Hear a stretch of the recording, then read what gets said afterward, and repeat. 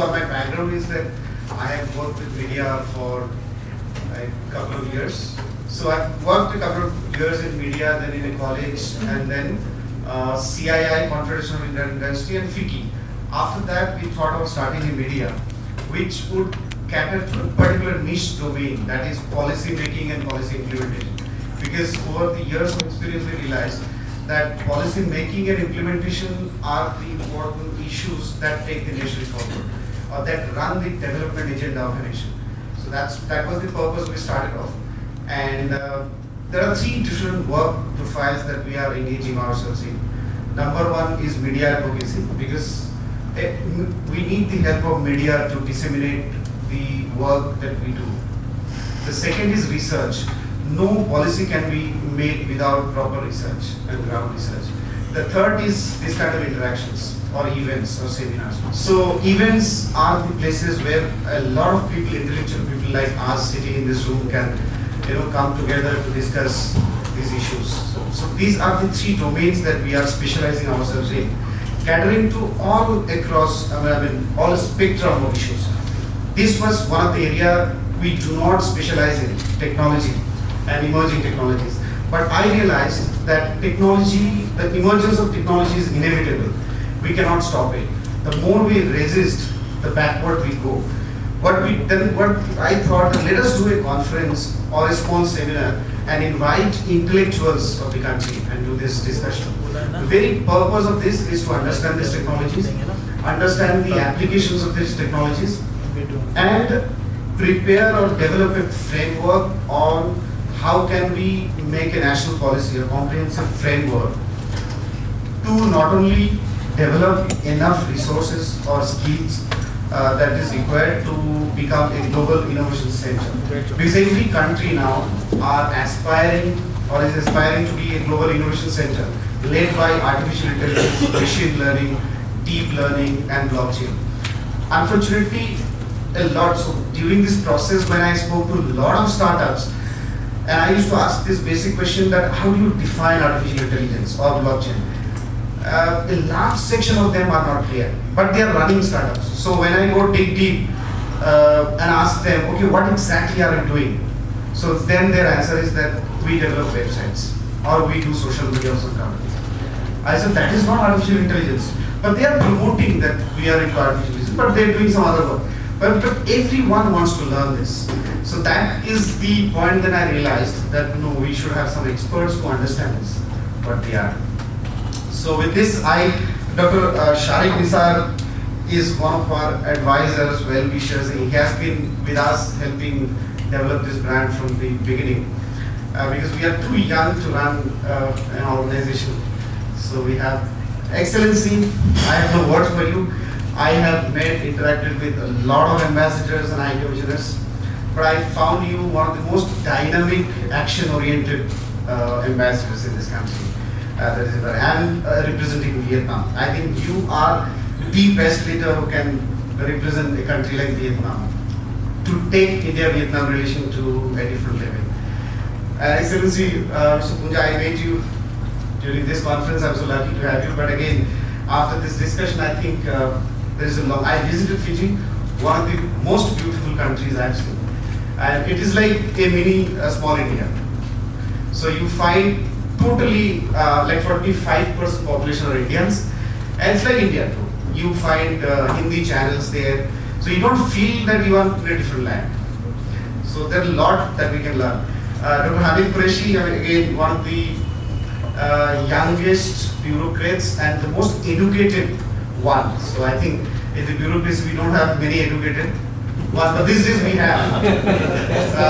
But yeah, now we have the foreign educated. So the OSD2 CEO of Niti Aayog, he's from IIT. So now the ministries are taking IIM's people. So the format is changed now. So that's Mr. Firoz Khan, thank you so much for joining us, representing Boston Consulting. I will not take many time. So the very purpose of this is actually to understand the subject, and this is a curtain raiser to the real big event that we are planning on Digital Transformation Summit. So we want to do a Digital Transformation Summit in October 18-19 because I thought let us understand this first and then let us do a comprehensive research on this.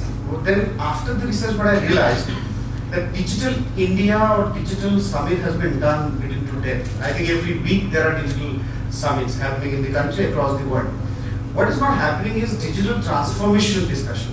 So digital is there, but digital transformation is also equally happening every week. Everything like social media is social media, but the very algorithm behind is changing drastically over time because Google is changing its algorithm overnight. And people are not coping up with that. And as like our the nation is not doing the skill development transformation activities as should be done with changing time. So with this, I want to hand over to Dr. Shariq Nisar to take over the inaugural session. Good morning, everyone. Thank you, Pham, for this introduction to make my job easier now. So without spending much time on introduction, this is a very exciting topic. Actually, I come from finance background. I teach financial market and institutions. And in the last couple of years, the kind of changes we have seen in the financial sector through fintech applications, the kind of disruptions those startup IT companies or technology companies have brought in to the financial sector, the kind of challenges that they are now posing to the established structure of the financial sector, be it bank, be it capital market, be it insurance, it has been enormous. And luckily I also had research at BSc, which is Asia's oldest stock exchange. The educational arm of BSc is BSc Institute, and I'm setting up a PhD center there. We also have an innovation lab with support from Government of Israel and Government of Canada. I see youngsters right from the age of 13 to almost 65, 70 years. They come there.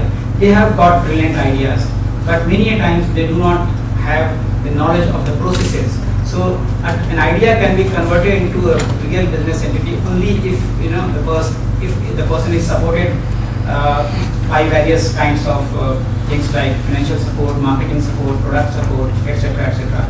So an idea also need to be developed, need to be inculcated, need to be matured, and that is where we try to seek the help of entrepreneurs in the form of mentorship and other things. So that is something where I was very keen, and I am very happy for the opportunity that Policy Times gave me. This is a whole day packed session on different aspects. The first session is obviously about the policy. We have in the presence of lecturers, His Excellencies. We will be discussing more about the subject and also what they think about this subject from the perspective of the responsibilities that they are currently discharging in their current position. So this current session will be in the form of mostly policy oriented, and then as we go along, we will have deeper discussions about the subject. We will go into more technical aspects. So this session that I am asked to facilitate is having variety of people coming from very different backgrounds. So we have ambassadors, His Excellencies, we have administrator, police officer who is also running educational institutions, and we also have someone who is very actively involved in community service, social service, administration, like Mr. Pham Sanh Chau, and thanks to him that we are gathered here because of his encouragement and support.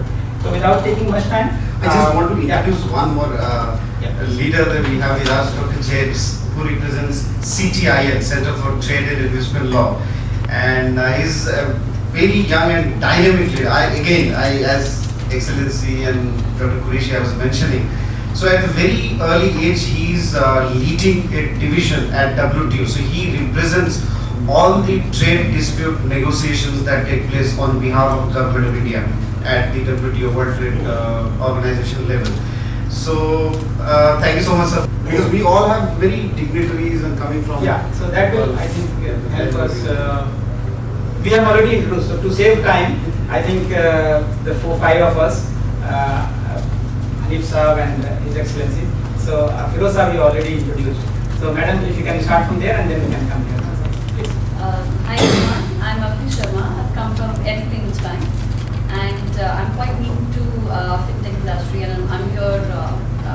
I work in the sales department there, so I'm here to learn how can I improve my business strategy skills and implement AI and learn this blockchain technology and help my team out. So yeah, I'm mostly here to learn. Hello everyone, good morning. My name is Pham Sanh Chau from Amazing Trading Basket Private Limited.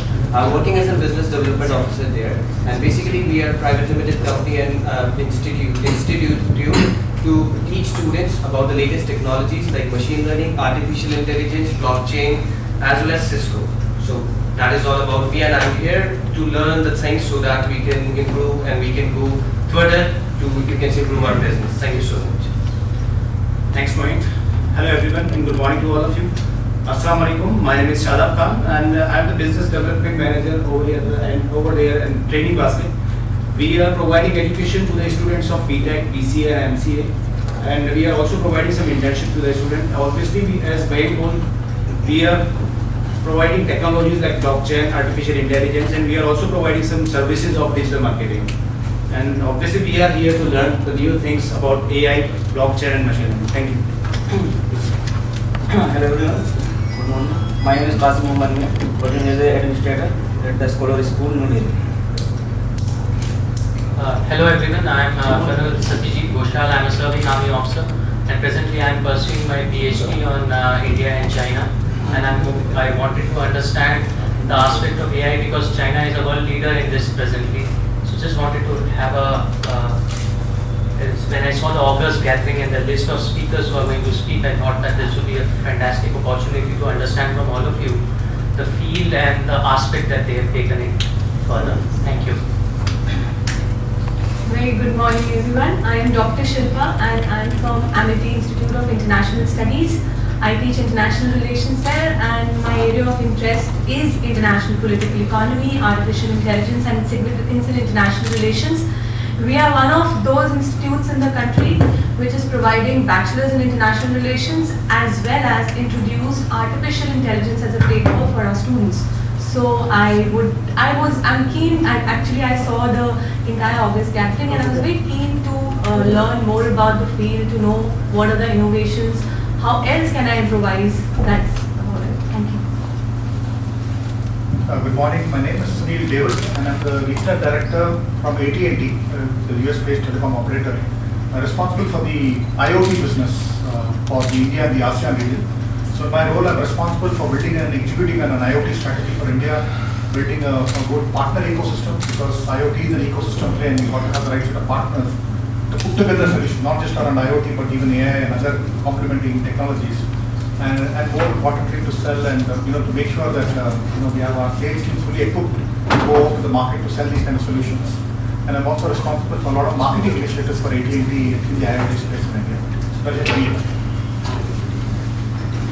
Thank you, Akram, and thank you for this wonderful initiative. My name is James Nilbhar. I head a think tank and an advisory center which was established by the government of India. So I mainly work on WTO disputes, international investment matters, negotiations. So I advise the government, our team actually advises the government on international trade issues. And we also work on regional initiatives like the RCEP, where many countries including Vietnam is also a negotiating party.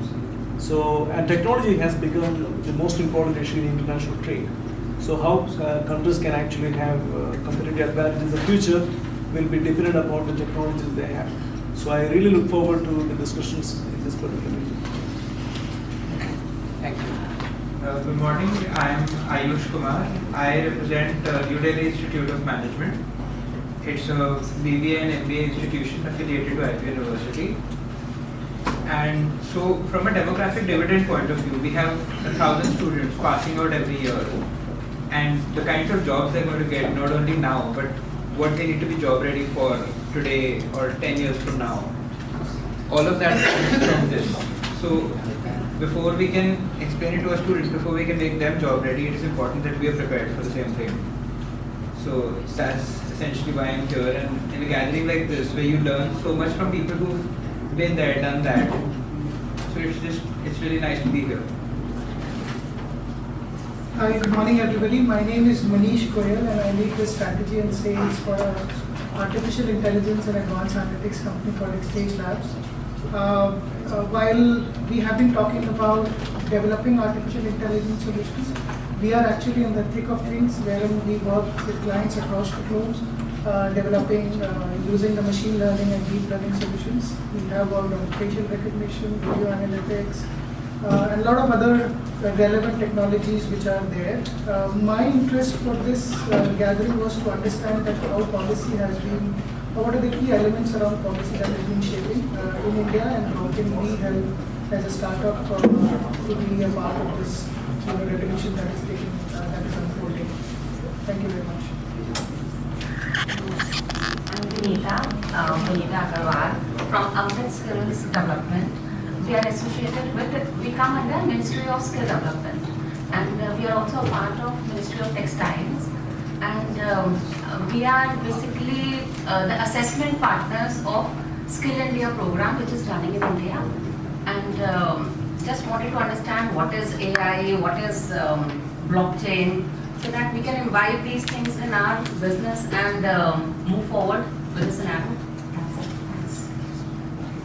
Hello, good morning everyone. I am Dr. Amit Gupta, physician. I just came here to learn how this AI and blockchain can be useful in medical field to treat my patient. Madhur Goyal again from Amrit Scales. We are doing corporate assessments and other assessments in almost like 26 states. We have done somewhere around 1.25 lakh assessments we have already done. So we just wanted to understand how we can work with AI and blockchain. Good morning, I am Ramesh Verma. I am currently the president of the Global Virtual Reality Association. And I work actively in terms of policy. In fact, last year I prepared a draft policy for India for virtual reality. And my other background is about 50 years in IT worldwide. For last 30 years, so I don't want to eat your time. I must say this also an economist doing fantastic job, is fighting more and is successful quite a bit. Thank you. Thank you very much. Yeah, please. Good morning everyone. I am Praveen Gaur. I am representing Bharti Airtel Limited. I look after the government relations as well as policies. Yeah. Good morning everyone. I am Shahana Kutub and I am a PhD scholar at IICC University, Gurugram. And my topic that I am pursuing is in social marketing. The social marketing basically targets the vulnerable sections of society, how to uplift them, how to market the government's message of policies, etc., to better their lives. So I was quite curious how these artificial intelligence, machine, etc. things can be implemented in really affecting their lives. So that angle I am very curious to know about, apart from that, clearing some concepts regarding the Yeah, I am a research scholar from AMU, and my research topic is blockchain and DLT, not just blockchain, but DLT, distributed layer technology. So, Hey everyone, good morning. I am Ibrahim. I am currently studying in 10th standard and I am fond of AI and machine learning. I am here to improve my knowledge about that. Good morning everyone. My name is Adjunct. I am data analyst in a US-based company. Hello everyone, myself Varisha. I am a principal architect of Gallant. So Gallant is basically globally active long-lasting associated network team. So we are here with our team, like CEO, the designers, the business development team and all. So we are here to know more about AI definitely, because it's already penetrated in architecture and interior field a lot. So we want to integrate with it in a more deep and a more nicer way. And of course, to know and find the scalability of architecture and interiors. That's it. Thank you. Hi everyone, my name is Shariq. I am from Badruddin College and I am pursuing PhD from Jamia Millia. My research area is cloud computing. Myself, Mohammed Shariq, working at Assistant Professor in the Badruddin College, and my area is something good. Good morning everyone, my name is Shariq and I am from Mewat Engineering College and I am here to learn about AI. Good morning everybody, my name is Afzal Fatima. I am from Mewat Engineering College, Palla, serving as Assistant Professor over there. I am here in the Department of Applied Sciences and Humanities. Since I am from Humanities, so it's a good opportunity for me to understand and learn the subject. Thank you. My name is Dr. Larkir Khan. I am the officiating director of Mewati College, and we are here with our team. And this is a good opportunity for me to learn this burning ideas of artificial intelligence and blockchain and digital transformation. And my target is to motivate our students to learn and implement these ideas in the coming future. Thank you very much. Good morning, my name is T.K. Pandey. I am representing Indian Importers Chamber of Commerce and Industries. This is a business platform and for working with overseas, national and international buyers and sellers. Thank you. We have a good gathering from academics, from industry, from policy making, from other areas, including I'll directly go to our first speaker, Mr. Badruddin Khan, who has been in the government administration for almost 2 decades now, I think. Good morning, everyone. I was given a very short time, and because I'm in the government, we need certain permissions to do the presentations and all that. Though technology is not my subject, but technology is in our life. You know, we feeling technology every minute, we eating technology every minute, we walking technology every minute. In fact, when I was discussing this with my son, he's in class 10, like this young boy here. He tried and immediately went to the computer and took out some information and gave it to me. So how young generation is knowledgeable, I mean they are in quest of newer things and newer technology. I'm here to learn.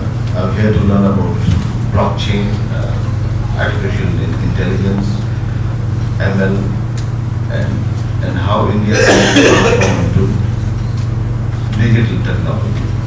Here is my friend Mr. Qureshi. I was in the Ministry of Minority Affairs and I was dealing with a peculiar subject called Waqf. Waqf is the endowment lands by the Muslims of this country for the welfare of the community. The first thing we started was the digitization of all the Waqf properties. So this was the area where Waqf was lacking, and we did it together with different Waqf boards. And in a couple of years, we were able to digitize some of the properties. Most of the properties are also not known where these properties are lying. So we are trying to get everything into the technology so that it is measurable and it is developable, and the optimum utilization of these lands can be done for the overall welfare of the community. I was also in touch with the brother here, Shariq, Nisar, and how to make a model which is good for the community and good for the country. So we've been in touch, and we also had a discussion about, because his strength is the finance, and we also had a discussion with this Sharia finance and the participatory banking and all that. Anyway, this is a different subject today where we're sitting. So I'm here more to learn. I would like all of you to welcome on behalf of India Islamic Culture Center. Let us have a brainstorming session which can be beneficial for all of us, and will open the gate for more learning. Thank you so very much. Thank you very much, Mr. Badruddin Khan sir. In fact, Waqf property is a very good case of digital transformation, not only digital transformation but also the use of blockchain, because that is one of the safest way to keep your record without any fear of getting it lost or getting it stolen. We'll move on to more serious discussion now with our first speaker for the day. His Excellency Mr. Yogesh. Mr. Pham, Chair Dr. Nisar, esteemed panelists, distinguished guests, ladies and gentlemen. You might be first wondering why I'm wearing this colorful cloak. This is a Pacific style, it's called polo shirt. And you may be wondering what this hairstyle is all about. I'm a Hindu, and this is a sacred Sikha, many probably understand. So that clears up what I'm all about. As a background, I'm a businessman more than I'm a diplomat. I retired from my family company. I had 1,000 employees, and we have a 90-year-old company. So today I have my son in the business, and my brothers and my other family members. So I retired about 5 years ago. And my background is on strategic foresight. That means looking at 10, 20 years ahead. And this subject is around strategic foresight. So I thought it would be fitting. Today's event is a curtain raiser for upcoming 2019 Digital Transformation Summit, which has been organized by the Time Policy team. It is always a challenge for a bureaucrat like me be presenting a technical in a technical forum like this. But I'm lucky that you were lucky that you have got some technical experts who will be presenting to you. Mr. Huck's focus and vision of policy is where I believe there's room for us to be more have a different dimension in this dialogue.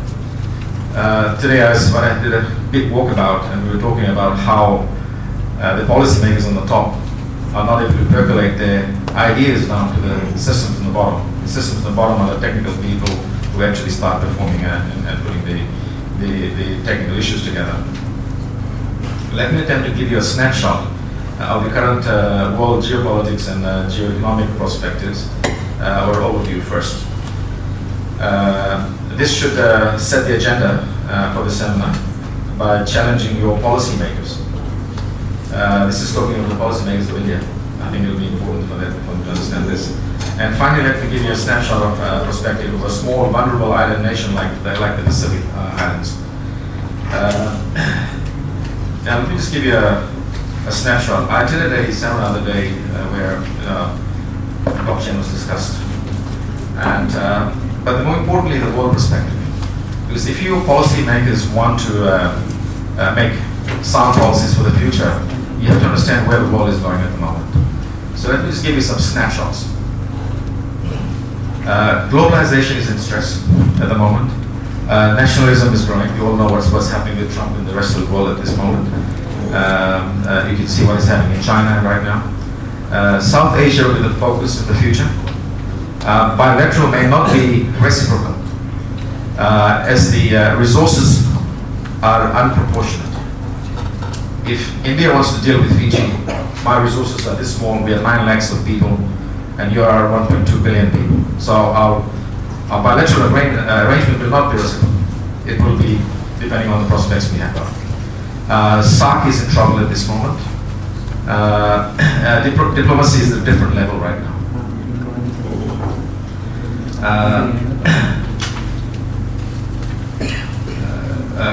Contradictory priorities are a major challenge for countries. Each country has a different priority at a different time. आप सभी हिंदी समझते हैं ना? Speak Hindi. हमारे ने एक कहना था कि रोटी, कपड़ा और मकान. Excellency, what I said is that in the old days saying, there was a saying that says roti means bread, kapra means clothes, makan means shelter. Roti, kapra और मकान. आज का स्लोगन है रोटी, कपड़ा, मकान और मोबाइल. आप ख्याल रखेंगे इसमें. Mobile today is an essential. Today the words have changed. Clothes, roti, bread, clothing, shelter, and a mobile in your hand. That is an essential today. Right? AI for building impact. We all talk of AI. Does anybody over here know what is the human IQ level? Between 100 and 120. Right? 125? Average. Well, for India, I think it's 80. 80. Well, the average is 100 to 120. 20 is an IQ. Does anybody know what the future of AI, the IQ of AI will be? It will be 10,000. So you can imagine what to expect with AI down the line. Right? There's a saying that speak to someone in the language they understand, it goes to their head. But if you speak to someone in the language, in their language, it goes to their heart. Okay? So what is happening is we are at the moment challenged with how do we percolate our ideas back to our people. So I think your Prime Minister is doing the right thing at the moment with that outreach, and he's WhatsApps and reaching out to the people. The different people understand different languages, so I think that outreach is very necessary. We all know that data will be a new resource, right? Big data analytics, the gentleman there in the back that's doing the analysis. That's where the future is. There's a very important conversation I had in the back there. It was around connectivity between digital and physical. Connectivity between digital and physical. How do you really understand what the digital systems is actually telling you? Do you really understand what digital systems are all about? We are human beings and that's machine. So the machine learnings are quite different from our physical levels. A 12% increase in digital connectivity equates to 1% increase in your GDP. India is in the forefront at the moment. You have the largest concentration of digital mobile handsets in your hand. So a 12% increase in the digital connectivity will equate to 1% increase in the GDP of your country. So the more you digitize the country, the quicker because you're basically mobilizing people to do more with digital connectivity. So that increases your productivity, so the GDP actually grows against that. One problem we have is global systems are not uniform. You gotta make a note of that.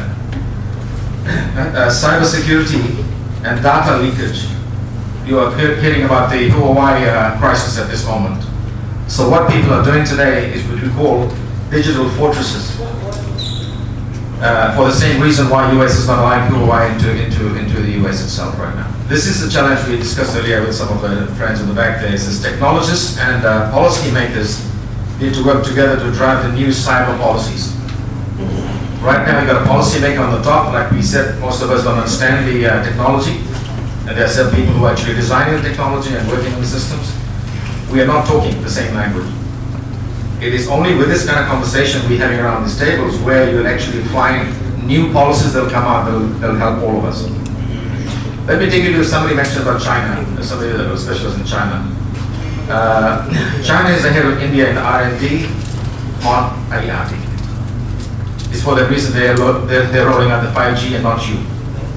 You must remember that. Does anybody know what 5G is all about? I'm sure probably most of you know, but those who don't know, I'll give you a hypothetical situation. On your mobile phone, if you want to download a movie, it may take you 10 minutes to download a long movie.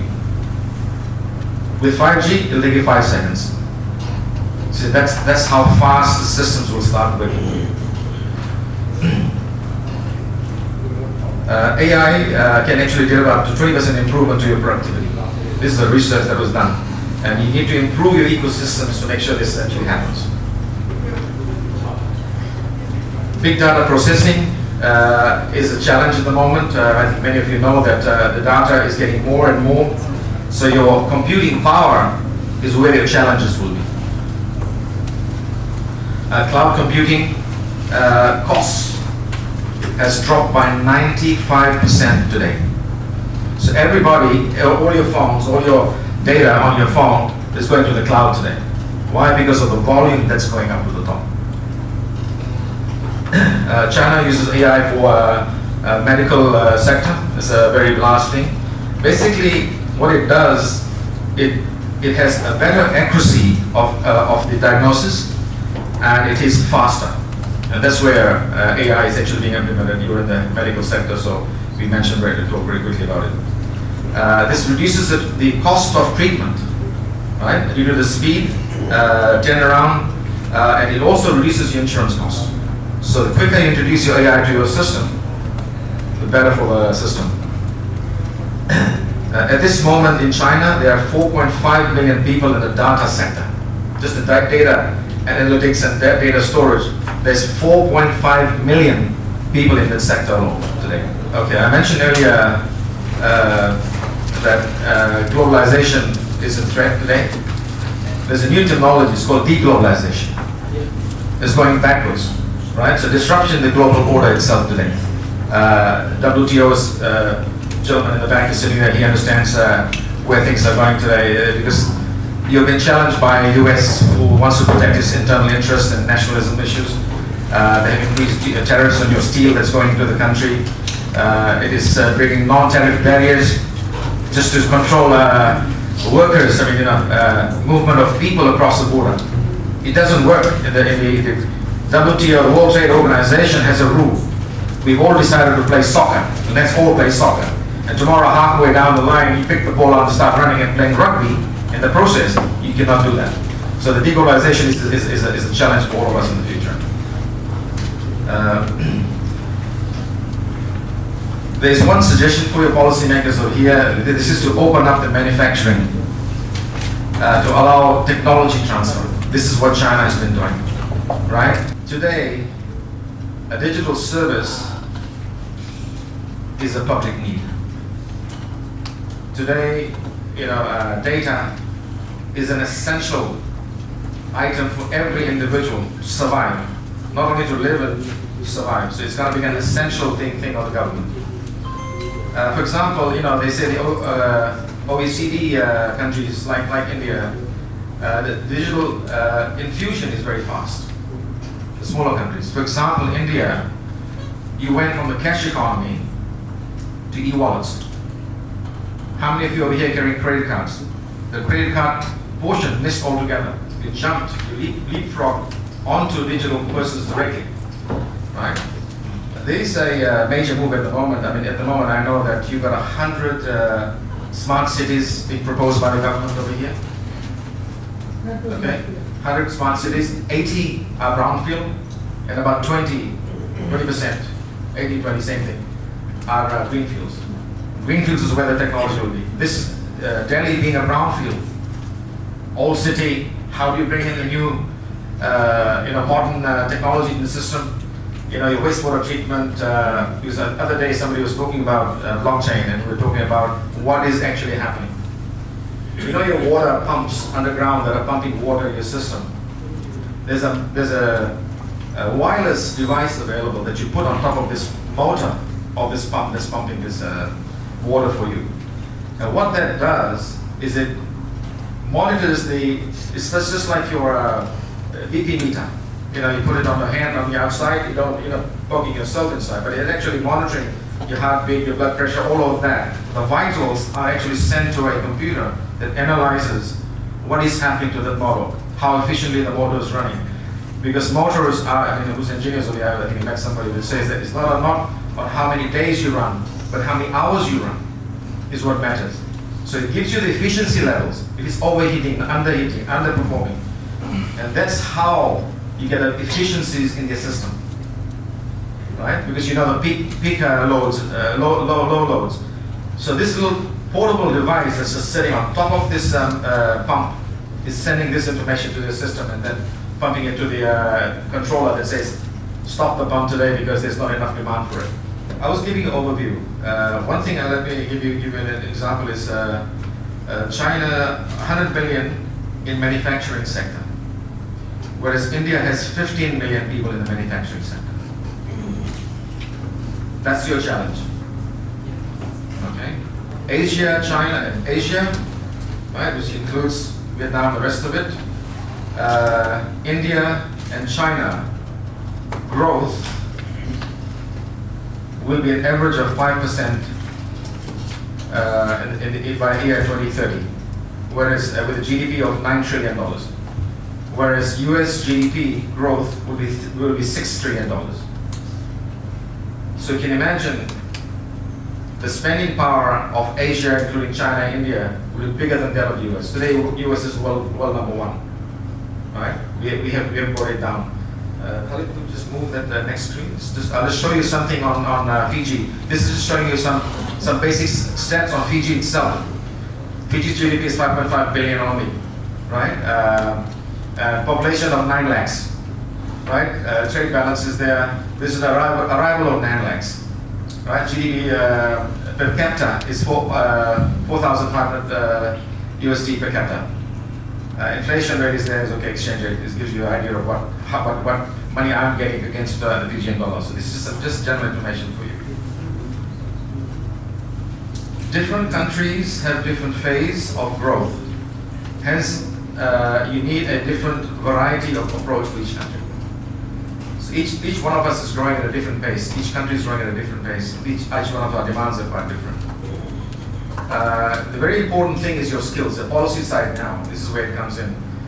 Imparting basic skills to the masses. That's a very important thing. Home ownership is essential. You must have a home ownership. Only then a person is productive. Otherwise, he's spending all his income into living. Roti kapda aur makan, aur mobile. And that's why it stops. Right. This is very important lessons I learned from Singapore. It says in education, courses designed to meet the needs of the future needs of the nations. Right. Skills and human development. This is a couple of institutions over here from the human skills development side. Essential. One thing that Singapore has done, and you can learn from them, is they instill the skill sets from primary school. In most of your education system here, it's only when you are into year 12, when you decide the career, the path you will take on, and that's when you decide what skill sets you want to have. That's when you specialize in university. Right? So these are the challenges we have. Trade and investment are new link, are all linked to security. Today's China-US trade war is not about trade. Let me assure you, it's more than trade. There's a very a new technology that's out at the moment. One is called geopolitics, and other one is geoeconomics. This is geoeconomics. The trade trade pacts we are building at the moment. You have the Shanghai Cooperation talk happening, starting I think today, tomorrow, or something is starting. That is where the pacts happen. So it's geoeconomics. If you remember what China is doing, they're doing what you call a Belt and Road Initiative. BRI, connectivities they're making. The intention of that is to bring the cost of deliveries down between the countries. Internally, for example, if you deliver something from north to south of India, your actual delivery cost of transportation or logistics is 14%. If this bottle costs me $1, 14 cents of that is just the cost of logistics, whatever it costs to take me to transport it. So your cost of logistics in India is very high. For example, we were talking the other day, for example, steel. What is the place we talked about? Jamshedpur. Jamshedpur is where the steel mills are. You know, Tata's got about 4 or 5 steel mills in the place. They're stuck there because the ore is right there. But then your manufacturing plants are different places. So the cost of transportation is where the cost goes up. I had a very nice conversation with one of the Chinese diplomats the other day. And they were saying that, you know, this trade war that the US is having with China of tariffs, you know, $2.5 billion worth of tariffs they're charging on the imports that are coming in. So what Trump doesn't know is that tax that they're charging on our stuff is not paid by us, it's paid by the Americans. It is the Americans who are buying this product are actually going to pay for it. So Trump has lost plot in the process. You know, I mean, you have to understand how this is called geoeconomics. This is where things happen. You as decision makers of the future, we are at the moment, Agenda X, I was telling somebody, we are in the policy making arena. You guys are the technicians and tacticians making things happen. You have to be mindful of where the world is moving. So I have a whole lot of things. I think I've run out of time. So I'm going to skip this. But I had a whole lot of things. Let me just look at this quickly and I'll see if there's anything important. Okay. The most important thing that's driving AI is Industry 4.0. Right? The fourth industrial revolution. That's where things are changing. Now I'll explain to you what Industry 4.0 is. It's gone from mass production to mass customization. So yeah, customization. You customize it. Today, if you get a car, you can say, I want this color seat, I want this color upholstery, I want this type of stereo, I want this paint on it. It's called mass customization. So once you're growing, before it was mass production. Ek color ka car, the white cars. That's all. Remember, I think Ambassador cars was just one standard thing, no accessories in it. Today you can customize your car exactly the way you want it. So it's called mass customization. So Industry 4.0 is going to be the foundation for your drive on AI and chatbot. Thank you very much. Now I move to our second speaker for the day, His Excellency Mr. Pham Sanh Chau, is Ambassador, Socialist Republic of Vietnam, New Delhi. We believe that emerging technology such as artificial intelligence, Internet of Things, machine learning, blockchain, augmented reality, virtual reality, robotics, and automation are transforming the business across the world. Research has revealed that India, being a back-end service provider for the global corporation, can transform itself through innovation and emerging technology because the country possesses such huge potential. Emerging technology are expected to profoundly transform the world of work. It is claimed that the speed and spread of technological change will be dramatic and unprecedented. As we move forward, emerging technology will continue to alter our society, establishing new variables and new value chains which embraces both human and machine as the two become even more inseparable. In this context, it is also necessary to mention that the growing adoption of big data, analytic, artificial intelligence, and Internet of Things is expected to push cloud market in India to grow threefold to reach $7 billion by 2022. India infrastructure as a service spending was estimated to be about $1 billion in last year, 2018, and is forecast to grow at 25% per year to reach around 2.4 billion in 2022. I want to talk a little bit about artificial intelligence technology because we are more familiar with it. The development and application of AR technology is developing so rapidly, which is greatly impacting on the economy and social development of every country. AI will become the main development tendency in the world in the coming years.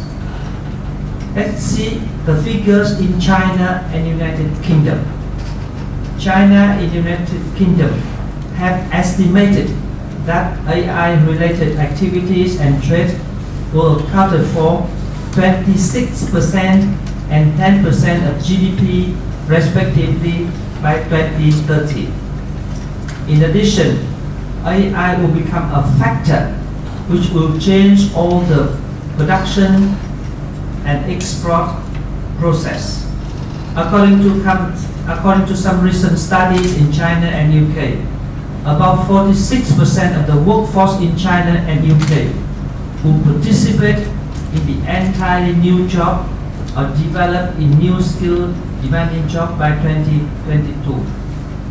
So many countries across the world, namely USA, France, Japan, China, and India, have respectively published its artificial intelligence report. With regard to Vietnam, in this situation, in Vietnam, many ICT universities and research institutes and enterprises have carried out many researches and practical application of IT, such as image recognition, used in traffic, camera, and security, in handling Vietnamese languages, using in self-driving car, filtering spam messages, ensuring information security. Some Vietnamese companies have also set up their centers to research AI, set up AI platform with standard model available to form AI ecosystem for all the parties to develop their product. Many new startup AI companies have quite promising products, especially in the participation of talented Vietnamese who used to be trained in countries with strong AI like USA, Germany, UK, and France. Now, let us see how Vietnam and India face challenges in the implementation of emerging technology in general and AI in particular. According to our research, there are 7 areas or 7 challenges facing India and Vietnam at the moment. The first one is the lack of data ecosystem. The second is the AI field research and emergency technology in general, still very slow and dispersed in terms of basic technology research and in terms of transformation of core research into commercial application. The third challenge is that our expertise and human resources in this area are still low and limited. The following challenge is the incomplete awareness of emerging technology and artificial intelligence in the business process. That's why we welcome the seminar today in order to raise awareness. And costs for emerging technology and AI application are normally still very expensive. Another challenge we face is that regulation on privacy, security, and ethical issues are not clear yet and not formalized yet. Another matter is that intellectual property policy is still unattractive, discouraging all the emerging technologies and AI companies to do the research and to apply their results. And finally, emergency technology in general and AI in particular is a relative new field for Vietnam and also for India. Therefore, calling for investment resources in this area is still difficult. Let me touch upon the 4 solutions that we think we can come up with in working closely between Vietnam and India. The first task we need to do is to promote research, both in core technology and in application of all the results commercially. This is the basic for commercialization of any technology, especially AI.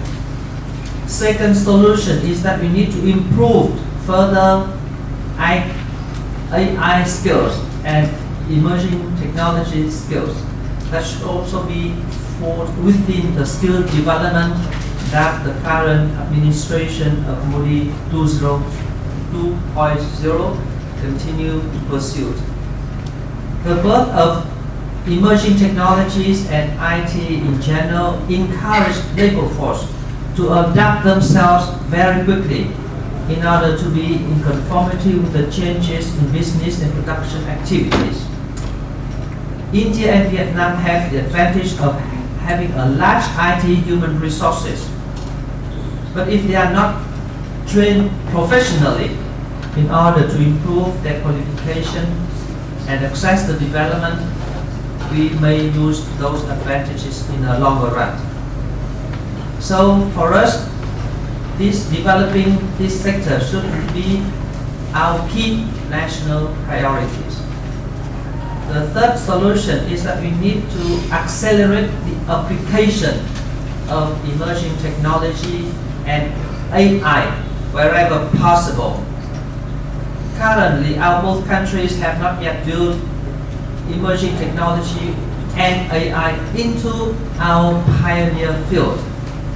The restriction of India and Vietnam in participating in this revolution shows that it is necessary for our respective government to intervene more proactively in order to accelerate the applications of emerging technology in different processes.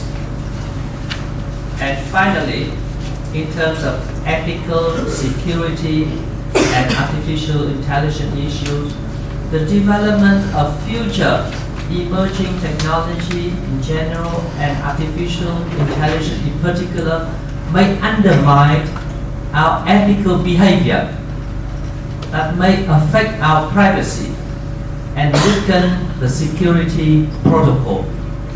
Therefore, in our respective national strategies of development of emerging technology, appropriate steps must be taken in order to minimize these risks, and at the same time set higher standards in protecting privacy while we develop and apply emerging technology.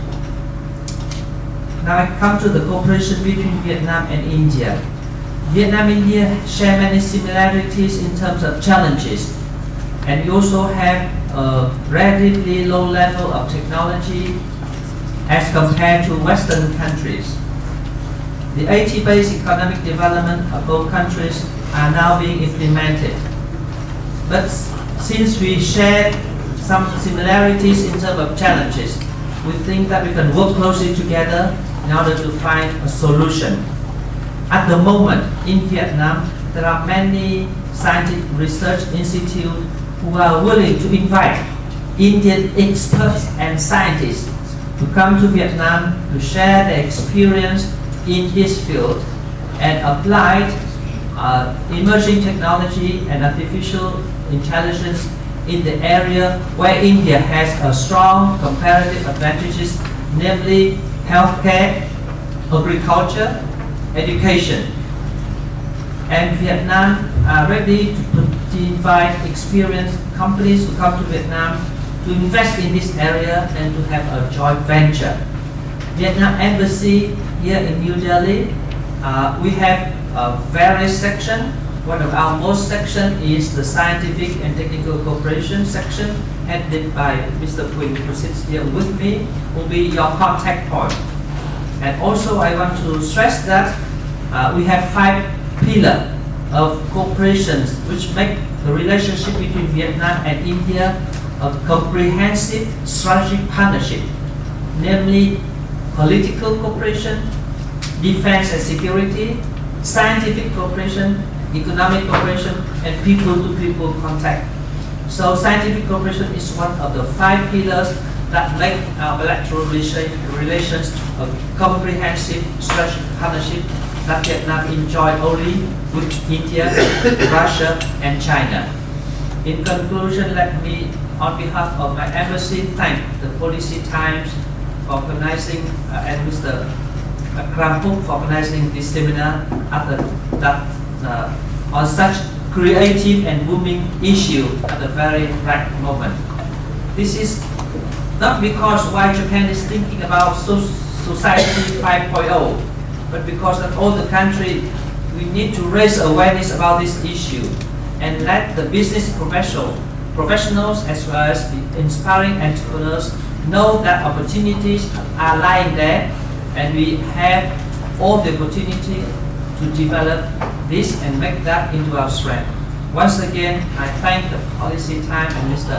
Krampuk and all the chairman for making this attempt to broaden our awareness, and I feel that it is time for us to design and implement the necessary steps and strategy in the near future. Thank you very much. Thank you, His Excellency.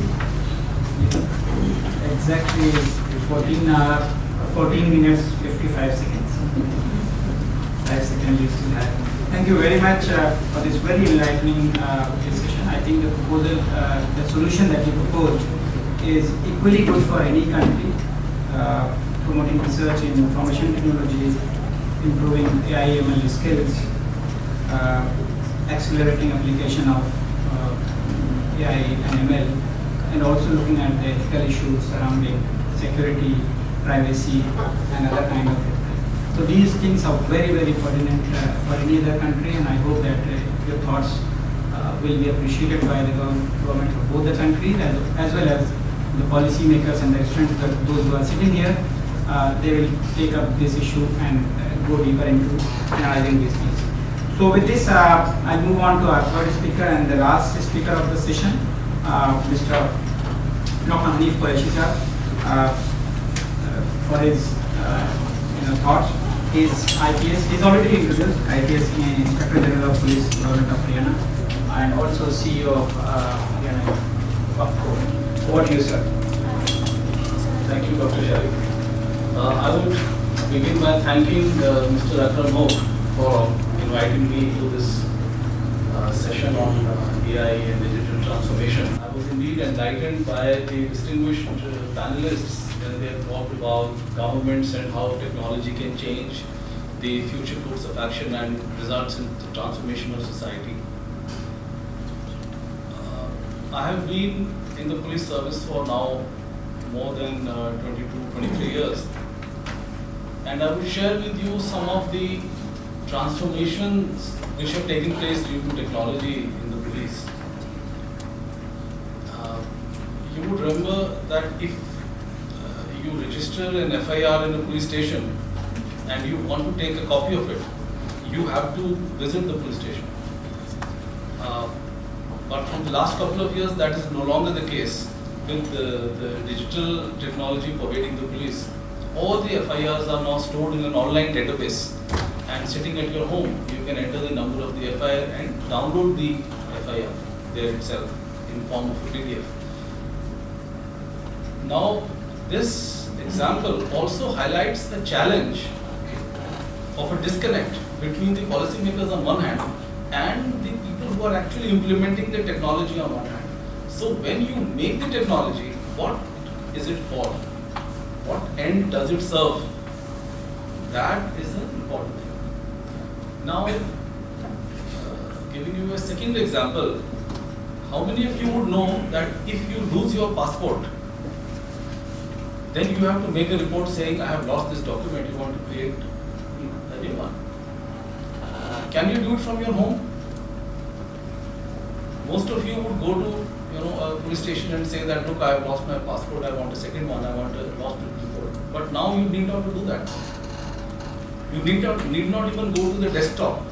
There is an app on your phone where you can give the information, give the passport number, and a lost document report will be generated with a watermark and with the name of the local jurisdiction and signatures and date and time stamped. And that is the official version of your lost passport report. And you can use that to get a second passport. When you report information of a crime to a police station, that used to be a dead end. What happens after that, you are not aware of it. But now there is a system of timely information being provided by the department in the form of emails and SMSs, which will inform you that this is your investigation officer, this is now the court has gone to the case, or whatever has happened, those updates will be coming to you. This is not AI, but this is transformation of these public services through the use of technology. In 2015, a software was rolled out by the Government of India by the name of Crime Criminals Tracking Networking Systems. It's an online software, which is now running in all the police stations of the country in all the states. As soon as you input the data about any crime, what section of crime, what accused is there, what are his characteristics, where the crime happened, what was the crime, everything, that is all stored in a national database. It's a distributed database, so state data centers are located in all the state capitals. And that database is searchable by law enforcement officers in various states. But as most government projects have a lot of problems, the CCTVs is also running into a lot of problems.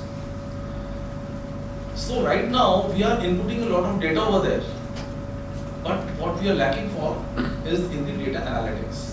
What are the trends of crimes? What are the trends of the accused? Which crimes are taking place where? Can we have some national trends? At present, we cannot tap the database for this information.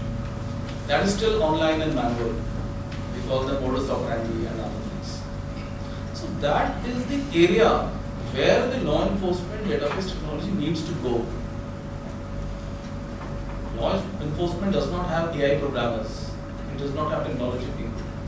But this is a challenge that if such technology is developed, then it can lead to transformation. Because crime is not evenly distributed. Uneven distribution of crime is a global phenomenon. Somewhere, there's the 80-20 Pareto's principle. In 20 places of crime, you have 80% of crimes. So you know where you have to concentrate. That's the area where you need to be, and what you need to do there. Those are all decisions which have to be made on the basis of the information available in the database. The second example I would like to give to highlight the disconnect between the policymakers and the practitioners is what my learned friend Mr. Badruddin just talked about land records. 10 years ago in Haryana, the state where I come from, if you want to find out about your land, you have your ancestral land in the village, you had to go to a revenue official called Patwari, maybe pay him a couple of bucks, $1,000 or something, and he would give you a piece of paper stating that this is your land, these are the owners, this is the area of the land. But today, you can go to the website of Haryana government, select the district, select your taluka, select the village, and down comes a list of properties, and you can print that. But that's just about all. In the Ministry of Minority Affairs, Government of India, Mr. Badruddin initiated a much bigger change than that.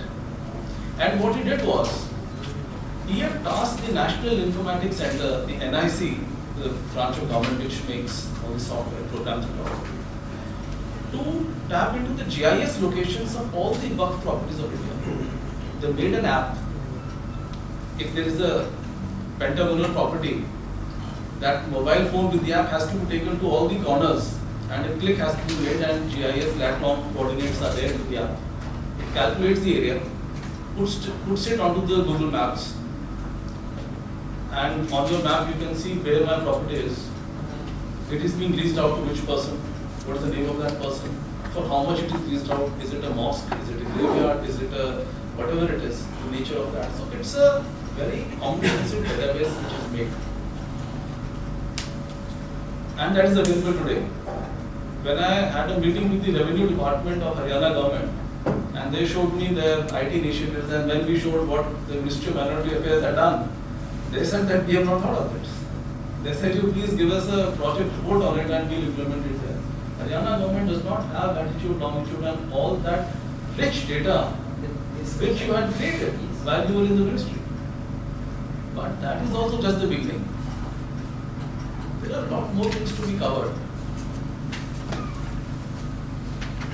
For instance, we have a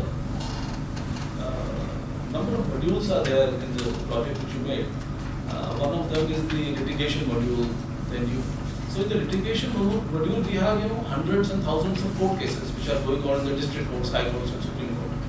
So I want to know that when are the dates, what are the issues, when do I have to file applications. A lot of decisions are to be made. How would it be if there is such a system which can study the briefs of all the court cases and advise me as to when decision has to be taken? A lot of load of the courts, as of now they are burdened with the cases, that would tremendously come down if the right decisions are taken at the right time. So, though I am not an expert on artificial intelligence, but I know that AI has to work on data. There has to be a lot of data. One is the knowledge database, and then there are inference rules. What inferences you can draw from that data? Predicate knowledge and then procedural knowledge. So, I think India is quite lacking behind not only in building of the data, that's the first part, and then we have to go to the decision making part. If you look at the driving licenses, as of now we do not have a national database where we can query as to a driver has been challaned or fined where in the country. So you can be fined once in a state and you can travel to another state or even another state. In the same state also, they would not know that you have done an offense there. So that is why I think the first is to make the systems where all this information is there in a secure place. Make the databases. In government, as far as I know, that has been done only in a few sectors. For instance, it has been done in the Ministry of External Affairs, where all the passport data has been digitized and centralized. We have done it for scholarship as well. For scholarships. National Portal. Yeah. For scholarship. To any child applying for any scholarship. This is another area. No, that's true. So what we need is now, in all of the government areas, we need to have these databases. And then these decision systems which will support the administrators and the people who are in the field. And so my argument is that there has to be an integration between the practitioners and the policymakers, so that practitioners know where the efforts have to be. And for that end, such conferences are very useful. Another area which I would, before ending, I would like to highlight is the use of AI in teaching. There's a lot of lack of technology in teaching learning process. As you would know, that all students are different. No two students are alike. Their competence levels are different. Their learning rates are different. But generally, what is used in teaching is one size fits all. So the people we talked about IQ, the people who are more than 140, they are switched off in class because they are too smart. They know whatever the hell you are talking about. And the people who are less than 60, they are also switched off because they do not know what is happening. You are targeting only 90 to 110. That's all you are targeting. Therefore, what are how testing is to be done? How you know who is standing where and how to deliver individualized programs. Customized programs. That is where AI needs to be used, and that also has to be based on a database. Database consisting of what are the competencies of students, what are the difficult areas, what are the competencies of teachers. Based on that database, you have to create these customized solutions, which would certainly offer suggestions to the teachers and professors. They are not indispensable. Therefore AI may not replace the human element, but it can aid the human element, aid in its decision making and reach better conclusions. So I think I have exhausted my time now. You still have 2 minutes. Okay, all right. I would like to end here. And this is, my only argument is that we should look at the use of AI it can be used, I think, in n number of areas. There is probably no area where intelligent decision making cannot be used. It is just that we have to find out that where does the shoe pinch? What is the area we have to work there? And if I have a minute, I'll just relate a story from Greek mythology. You must have heard of Icarus. He is the son of Daedalus. So they have to escape the earth, and this father Daedalus makes wings of feather for his son Icarus. Wings of feather and wax. So with wax he is able to stitch the wings there, and he asks his son to fly. But he warns his son that do not go too near the sea because your feathers will get heavy, and do not go too near the sun because that can burn your wax. So be very careful when you take this flight. So he warned his son of Icarus. When he starts to fly, he enjoys the feeling, and he flaps his wings, and his father warns him, but he reaches too near the sun. Wax melts, and he falls to the ground, to the sea, and he drowns there. So I believe technology is like that. Technology will not solve all your problems, but you have to be careful as to where to use it. Remember when computers came, we used to say, what can computer do? It can do everything. Computer cannot do everything. It can't do patrolling for me. It cannot, run after a criminal for me. But it can provide me certain intelligent decisions where my efforts will be more fruitful. So I think that's the way we have to look at technology.